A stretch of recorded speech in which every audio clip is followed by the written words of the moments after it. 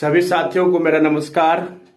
आज क्लास 8 का प्रश्नावली 2.2 मैथमेटिक्स हम लोग देखेंगे। तो आइए इसका पहला क्वेश्चन अब हम लोग सॉल्व करते हैं। पहला क्वेश्चन है, यदि किसी संख्या के आधे में से 1/4 घटाया जाए तो 1/8 प्राप्त होता है, संख्या ज्ञात कीजिए। तो सबसे पहले हम लोग करेंगे यहाँ पर, मानेंगे कोई संख्या, माना कि संख्या x है। अब इस प्रकार से फिर से हम लोग क्वेश्चन पढ़ेंगे कि यदि किसी संख्या के आधे में से 1/4 घटाया जाए, तो हमने कोई संख्या x मान ली है, इसमें हमको 1/4 घटाना है। लिखेंगे प्रश्न से, कोई संख्या में 1/4 घटाया जाए 1/8 प्राप्त होता है। तो यहां पर हमने लिख दिया। अब इसको सॉल्व करेंगे। 1/8 ये माइनस है, इधर हो जाएगा प्लस, और इसका एलसीएम निकालेंगे तो 8 आएगा। तो 8 से 8 डिवाइड करेंगे तो 1, फिर इधर 4 दूना 8 2, ये हो जाएगा 3/8। तो वो संख्या है 3/8, जिसमें हम घटाएंगे तो मुझे मिल जाएगा 1/8। तो ये हमारा पहला क्वेश्चन था जिसको हम लोगों ने सॉल्व कर लिया। अब इसका हम दूसरा क्वेश्चन सॉल्व करेंगे।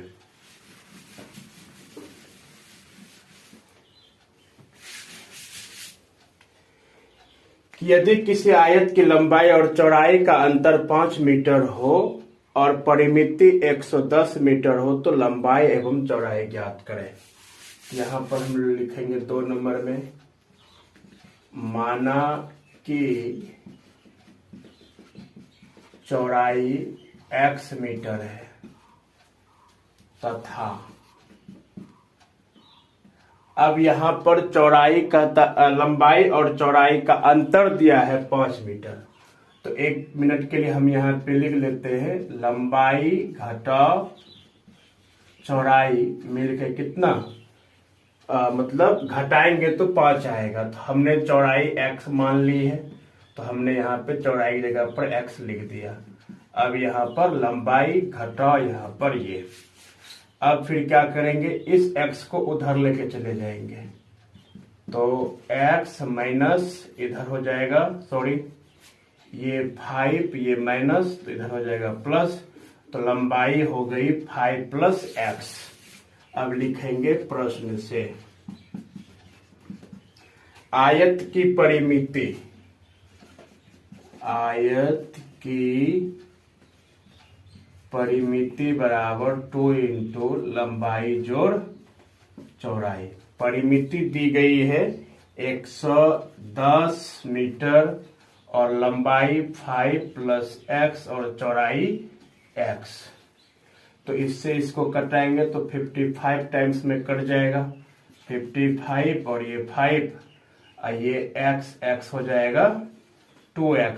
इसको इधर लाएंगे तो हो जाएगा माइनस, और ये 2x, तो ये हो जाएगा आपका 50 और ये 2x, तो कटाएंगे तो 25।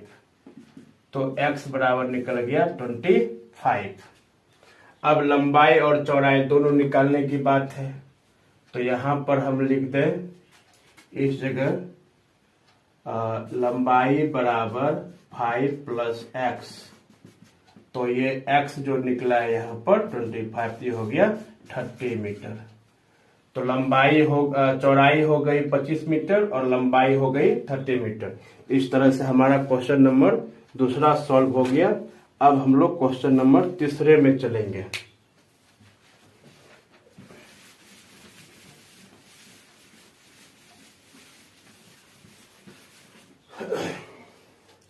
चीनी के मूल्य में 25% की वृद्धि होने पर अब 1 किलोग्राम चीनी का मूल्य 32 रुपए है, तो प्रारंभ में चीनी का मूल्य प्रति किलोग्राम क्या था।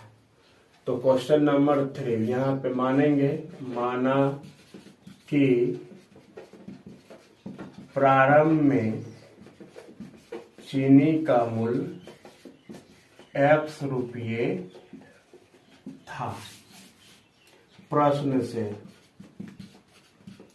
प्रारंभ में x रुपये था, इसी x में जो है 25% की वृद्धि हो गई, तब दाम हो गया 32 रुपए। तो 25 चौका 100, x यहाँ पे हो जाएगा x/4 और ये 32। अब अगर इसका एलसीएम लेंगे तो यहाँ हो जाएगा 4x प्लस x और ये 32। ये इस इधर मल्टीप्लाई कर देंगे तो ये 4 चला आ जाएगा यहाँ पर और ये 4x प्लस x हो जाएगा 5x और ये 5 इसके नीचे x बराबर हो जाएगा 32 इंटू 4/5। अब इसको मल्टीप्लाई करेंगे, 4 दूना 8, 4 तिया 12 डिवाइडेड बाय 5। 5 से इसको कटाएंगे तो 5 दूना 10, 25 25, 5 छक 30, तो ये हो जाएगा 25.60, अर्थात 25 रुपए 60 पैसे प्रारंभ में चीनी का मूल्य था। तो ये हमारा क्वेश्चन नंबर 3। अब क्वेश्चन नंबर 4 हम लोग देखेंगे।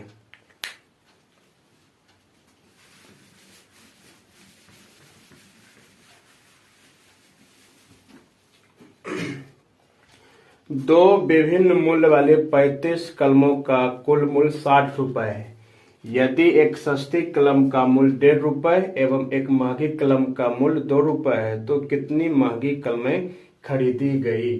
तो जो हमसे पूछा गया है उसी को हम मानेंगे। क्वेश्चन नंबर 4,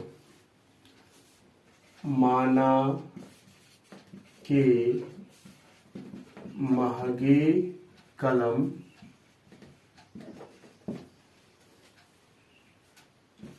X खरीदी गई या खरीदी गई। अब X कलम खरीदी, महंगी कलम खरीदी, टोटल कलम है 60, तो इसमें सस्ती कलम कितनी खरीदी गई? सस्ती कलम तो 60 में जब आप X घटा देंगे, सॉरी 60 में नहीं 35 में, क्योंकि कलम की संख्या 35 है, तो 35 में जब आप महंगी कलम को घटाएंगे तो सस्ती कलम निकल जाएगा। अब यहाँ पे कहता है कि महंगी कलम की जो कीमत है, महंगी कलम की कीमत जो है X रुपए है, सॉरी X महंगी कलम खरीदी गई है लेकिन उसकी कीमत जो है 2 रुपए है महंगी कलम की, तो ये हो जाएगा 2x। सस्ती कलम की कीमत, सस्ती कलम ये है 35 माइनस x। अब इसको कितने रुपए में खरीदी गई है? तो 1.5 रुपए में खरीदी गई है। प्रश्न से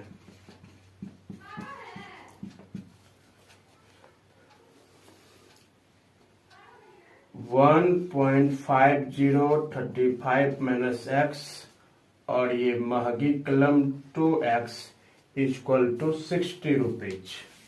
अब इसको आप डिवाइड मल्टीप्लाई करेंगे तो 35 17.5, उसके बाद अच्छा करके ही एक बार देख लिया जाए।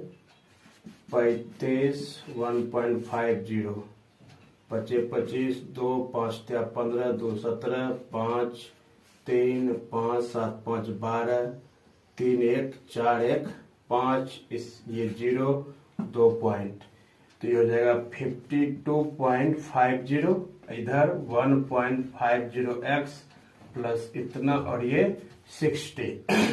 अब इसको घटाएंगे तो आ जाएगा 0.5x, 60 में ये घटेगा 52.50, तो ये हो जाएगा 7.5 रुपए और ये इससे इसको कटा देंगे ये, फिर यहाँ पे 15, तो x बराबर 15।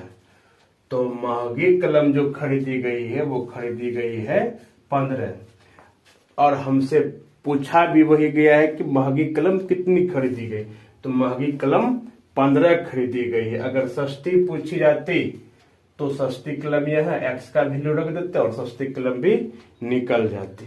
तो इस तरह से क्वेश्चन नंबर 4 हमारा सॉल्व हो गया। अब क्वेश्चन नंबर 5,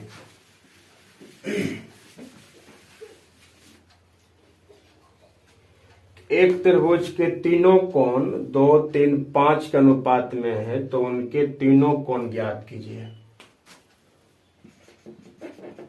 क्वेश्चन नंबर 5, माना कि कोण x है, कोण x है। प्रश्न से तो पहले कोण के लिए लिख देंगे 2x, दूसरे कोण के लिए 3x और तीसरे कोण के लिए 5x, और तीनों कोणों का योग होता है 180 डिग्री।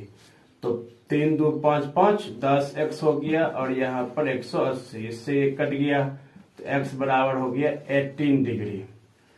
तो पहला कोण, या कह लीजिए पहला कोण मेरा क्या है, पहला कोण है 2x, तो ये हो जाएगा 18 दूना 36, और दूसरा कोण ये है 3x, तो 18 54 सब में डिग्री, और तीसरा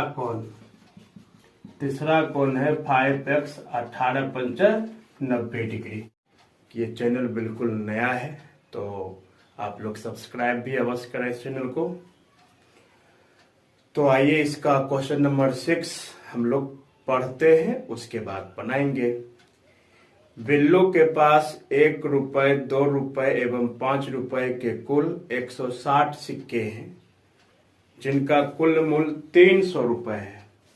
यदि 2 रुपए के सिक्कों की संख्या 5 रुपए के सिक्कों की संख्या की दुगुनी हो तो उसके पास प्रत्येक प्रकार के कितने सिक्के हैं। तो क्वेश्चन पूरा हमने पढ़ लिया। इसमें क्लू के रूप में दिया गया है कि 5 रुपए के सिक्कों की संख्या तिगुनी हो। किस कौन, तो 2 रुपए के सिक्कों की संख्या से। तो यहाँ पे मान लेंगे, माना कि 5 रुपए के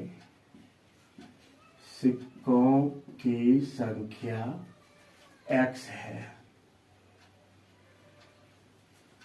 फिर 2 रुपए के सिक्कों की संख्या क्या है, तो तिगुनी है। किससे, तो 5 रुपए वाले सिक्कों से। अब इसमें स्पष्ट तौर पर यह नहीं दिया गया है कि 1 रुपए के कितने सिक्के हैं, तो इसके लिए हम लोग क्या करेंगे, इस दोनों को जोड़ देंगे और 160 में घटा देंगे। तो 1 रुपए के सिक्कों की संख्या निकल जाएगी 160 माइनस 3x, 4x, ये निकल गया। मतलब ये जो हमारी संख्या हुई 1 रुपए के सिक्कों की संख्या हुई। अब इसके मूल्य की बात करें तो 5 रुपये के सिक्कों की संख्या, तो 5 रुपए के सिक्कों की संख्या क्या है, x, कितने रुपए, तो 5 रुपए, तो 5x। 2 रुपए के सिक्कों, यहाँ पे मूल्य लिखेंगे, मूल्य ये हो जाएगा 3x इंटू 2, 6x। 1 रुपए के तो 160 माइनस 4x, इसमें भी 1 से, तो ये हो जाएगा 160 माइनस 4x। अब यहां पर लिखेंगे प्रश्न से, प्रश्न से। अब ये रुपया हो चुका है 5x, 6x plus 160 minus 4x equal to 300 रुपए। इधर भी रुपया, इधर भी रुपया, 6×5 = 11, घटेगा तो 7x। 300, ये प्लस में इधर आ जाएगा माइनस में 160, और इसको तब घटाएंगे 300 में 160 घटाएंगे तो यहाँ हो जाएगा 0, फिर 10 में से 6 जाएगा 4, फिर यहाँ 1, तो ये x और ये 7 इस जगह, तो 7 2 जा 20, तो x बराबर आ गया 20। तो हमें प्रत्येक प्रकार के सिक्के की संख्या बतानी थे। तो 5 रुपए के सिक्के की संख्या को हमने x माना था, तो 20 निकल गया। अब 2 रुपए के सिक्कों की संख्या बतानी है, तो 3 × 20, ये हो जाएगा 60। फिर ये है फिर 1 रुपए के सिक्कों की संख्या 160 - 4 × 20, 160, और ये 80, घटा देंगे तो आ जाएगा 80। तो इस तरह से क्वेश्चन नंबर 6 हमारा बन गया। अब हम लोग क्वेश्चन नंबर 7 देखेंगे।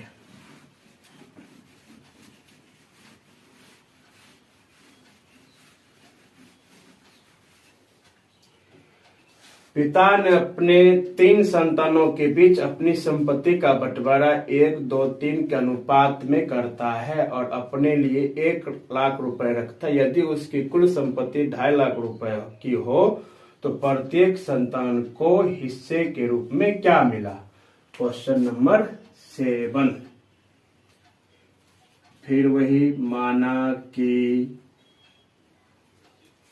प्रत्येक संतान को x रुपए मिला।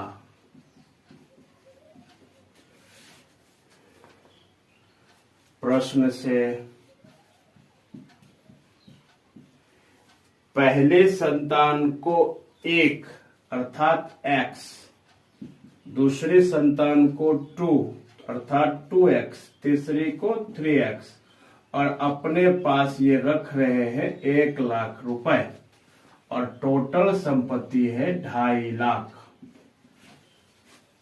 तो ये हो जाएगा 3 3 6x, 2.5 लाख में 1 लाख घटाएंगे तो बचेगा 1.5 लाख। अब इसको कटा देंगे तो आएगा 25,000, तो x बराबर हो गया 25,000। तो पहले बेटे को कितनी संपत्ति मिली? तो 25,000 रुपए की संपत्ति मिली। दूसरे बेटे को, दूसरा बेटा, तो 2x, तो 25,000 गुना 2 तो हो जाएगा 50,000। तीसरे बेटे को 3x, तो 25,000 गुना 3 हो जाएगा 75,000। तो ये हो गई कुल संपत्ति का बंटवारा। क्वेश्चन नंबर 7 हमारा बन गया। क्वेश्चन नंबर 8,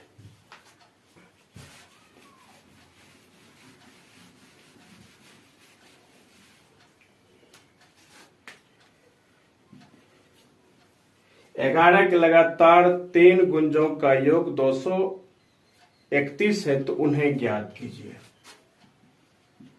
माना कि पहला गुणज x है, दूसरा गुणज 11 + x, तीसरा x + 11 11, इसी को हमने यहाँ पे लिखा है। ये हो जाएगा x + 22, 3 गुणज हो गए। प्रश्न से x 11 + x + 22 = 231, ये हो जाएगा 3x 231, ये 22 11 हो जाएगा 33, तो 33 इसमें घट जाएगा। तो 11 में से 3 जाएगा तो 8, यहाँ बचा 12, 12 में से 3 जाएगा 9, 3। अब 3 से ये कट हो जाएगा, तो हो जाएगा 3 छाक 18, 3 छाक 18। तो x बराबर हो गया 66। पहला गुणज निकल गया 66। दूसरा गुणज निकालना है, तो इस जगह 11 प्लस 66 तो हो जाएगा 77। और यहाँ पर x की जगह पर फिर 66 प्लस 22 तो ये हो जाएगा 88। तो तीनों गुणज हमारे निकल गए। अब क्वेश्चन नंबर 9।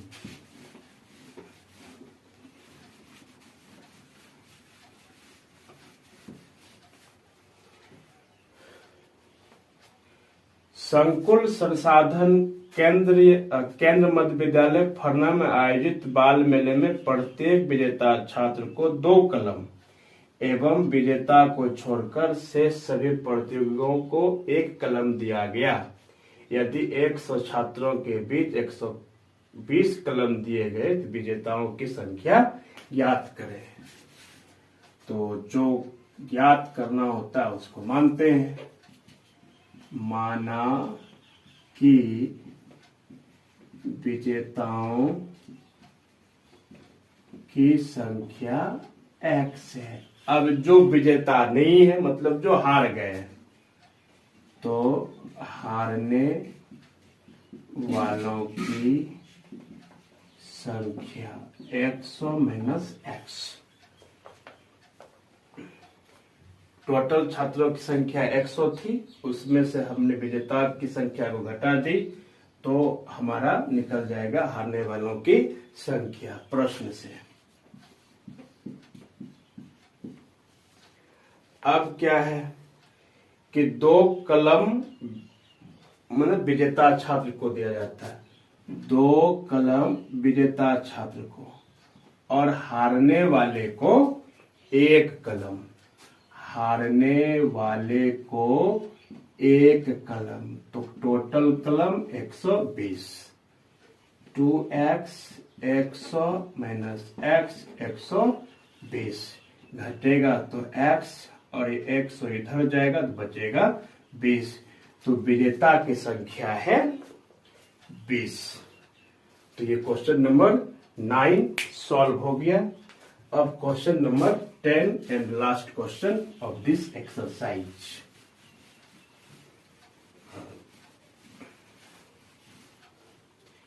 रवि के पिता की उम्र रवि के वर्तमान उम्र के तिगुने से 5 वर्ष अधिक है। 5 वर्ष बाद उनकी उम्रों का योग 47 वर्ष होगा। दोनों की वर्तमान उम्र ज्ञात करें। माना कि रवि की वर्तमान उम्र x वर्ष है। रवि के पिताजी की वर्तमान उम्र इसके 3 गुने से 5 वर्ष ज्यादा है। 5 वर्ष बाद रवि की उम्र तो 5 वर्ष बाद, ये तो वर्तमान है। अब बात करेंगे वर्तमान में तो जोड़ा जाएगा। और इसके पिताजी की उम्र, रवि के पिताजी की उम्र ये है 3x प्लस 5, इसमें भी 5 इयर्स। 3x प्लस 5 हो जाएगा 3x प्लस 10। प्रश्न से इनकी उम्रों का योग वो है 47 वर्ष। इनकी उम्रों का योग 47 वर्ष। ये हो गया 4x 47 10 5 15। 4x इसमें घटेगा, 7 में से 5 घटेगा 2, और यहाँ पर 4 में से 1 घटेगा तो 3, 4 8 32। तो x बराबर निकल गया 32। और ये रवि की वर्तमान उम्र है 32। तो इसके पिताजी की वर्तमान उम्र क्या होगी? यहाँ पर है 4×8 = 32, x बराबर 8 आया। तो यहाँ पर x की जगह पर हम लिख देंगे 8, 8 या 24, 24 5 29। तो रवि के पिताजी की वर्तमान उम्र 29 वर्ष है और रवि की उम्र है 8 वर्ष। तो इस तरह से हमारा एक्सरसाइज 2.2 सॉल्व पूरी तरह से हो चुका है और मैं उम्मीद करूंगा कि आप इसको पूरा देखे होंगे। अगर देखे होंगे तो पसंद अगर आया तो आप इस चैनल को अवश्य सब्सक्राइब करें।